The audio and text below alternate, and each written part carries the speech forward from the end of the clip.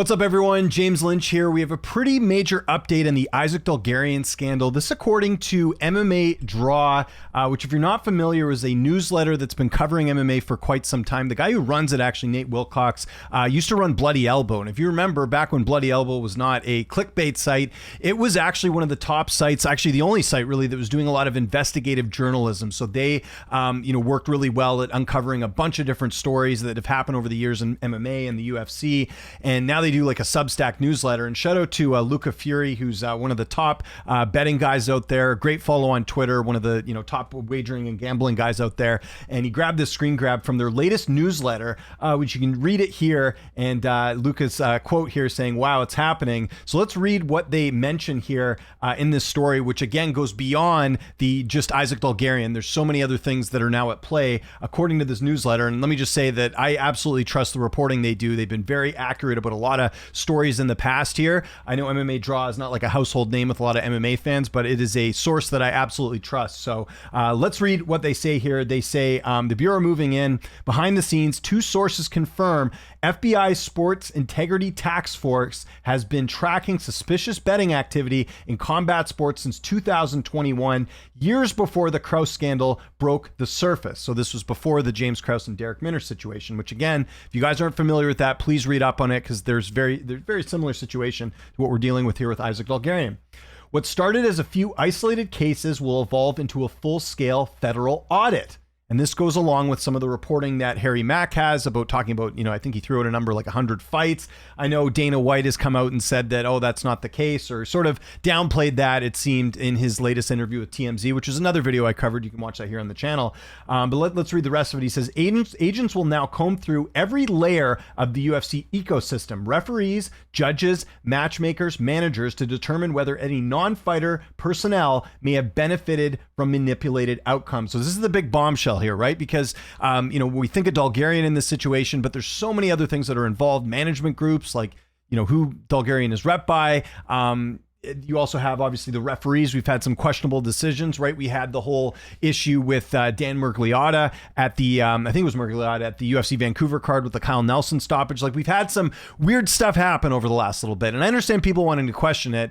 And then, the referees, the judging's always been very suspect, right? We've had bad judging forever, but this will now be taken into effect. Matchmakers and managers. So matchmakers, including Sean Shelby McMaynard, is there fights being put together that, are maybe being made for a reason? So we'll read the last part, and then I'll give some more thoughts on this. And again, apologies for interrupting here. I just wanted to give some context. Over the next 6 months, the Bureau will issue subpoenas for sportsbook data, commission correspondence, and UFC internal communications. Investigators will cross-reference referee assignments with line movements, studying whether officiating decisions consistently align with betting anomalies. Now, I've said this so many times in all the videos that I've done before. The reason this got attention compared to other fights that have happened, those examples I just mentioned, the Kyle Nelson fight with Frivola, where a lot of people felt like the fight should have been stopped and they continued it.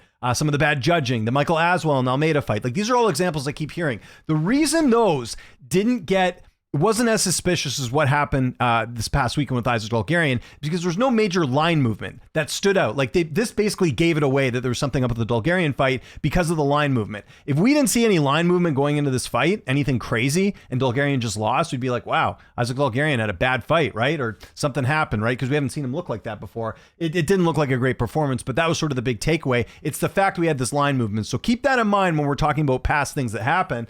But this part's interesting because they are going to go comb through all this stuff. And again, this aligns with what Harry Mack said, where that, this is something that the FBI has sort of been working on a little bit. We know the FBI's relationship with the UFC. Cash Patel lives in Vegas. He's friends with Dana. He's been at the fights. I think he was at the fight on Saturday. It was my understanding as well, too. So we'll see how that plays into everything. But again, it's interesting that they're going to be looking at everything.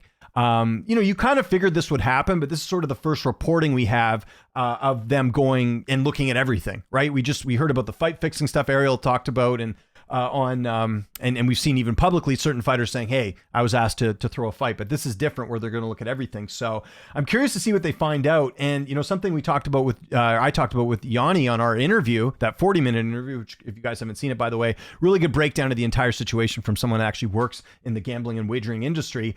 These investigations take a while. Like, from what Yanni's heard and what I've heard as well, like this James Krause situation that happened, back in 2022, it's still not out of the woods yet. Like I think they're still looking at it. So this sort of confirms that. And it also mentions how they're going to be looking at other things as well too. So it's going to be really interesting to see what comes out of this. I just think like right now, like especially with what would happen with the NBA and the FBI dealing with that, like they're going to go, I think, even harder than they would have before. And again, MMA seems a little bit more susceptible to this type of stuff happening for the simple fact that the pay scale is not what it is in the NBA. I mean, they were doing it in the NBA, right? Like this whole situation with Chauncey Billups and I forget the other player, the guy who's making 25 million. These guys were making good money. MMA fighters, for the most part, are not making good money compared to other sports and other professional athletes. So that's where this seems a little bit more likely. So yeah, I'm curious to see what they come up with. And yeah, referees, like this is just, it opens things up a lot with a lot of the fights. Now, at the time I'm recording this right now, as far as I know, we haven't had the same type of backlash that we've had with the James Krause situation. Maybe that comes in a couple days, but if you remember, and I talked about this in another video, in certain places in Canada, like in Ontario, for example, they were not allowing wagering on UFC at all because they were concerned about the betting lines. That has not happened yet. It could still happen. We're coming up to almost a week since the fight happened. It doesn't appear that we're going in that direction. And the fact that, even Dana White came out and did the interview that Dulgarian was cut, it seems like it doesn't look to me like that's gonna happen, but it is interesting to see if anything comes out of this. Was there, involvement from the referees? I mean, that's always been something that's been said, but now, they're really going to be put under microscope. Matchmakers, management, all that stuff. It's all gonna unfold here. So I guess the best thing I can kind of say is just stay tuned. The reason this is an update, I'm sure I'll get the odd comment being like, oh, there's no update here. I mean, it's the first time we've had like a legitimate source talk about that they're looking at sort of every aspect of this. I believe Harry Mack just said they were looking at fights. This is the first time I've heard them talk specifically about managers, referees, matchmakers, right? Like UFC matchmakers. So that's where this is a little bit bigger. So it just seems like, if anything, this entire situation with Dulgarian has really maybe put more of a spotlight on it and maybe accelerated the process as well. Like the fact this happened last weekend,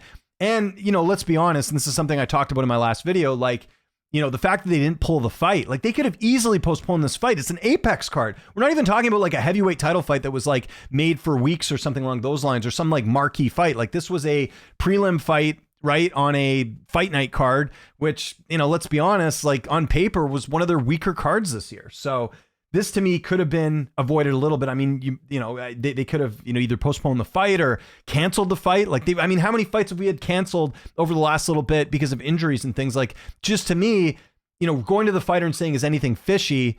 I don't know. I think now if this type of thing happens, like if, the UFC gets wind that something's up, because apparently, like Dana said, he talked to Dulgarian and his lawyer, and then his coach even talked to him as well. I think if that happens again, I think they'll just pull the fight. They don't want this headache, right?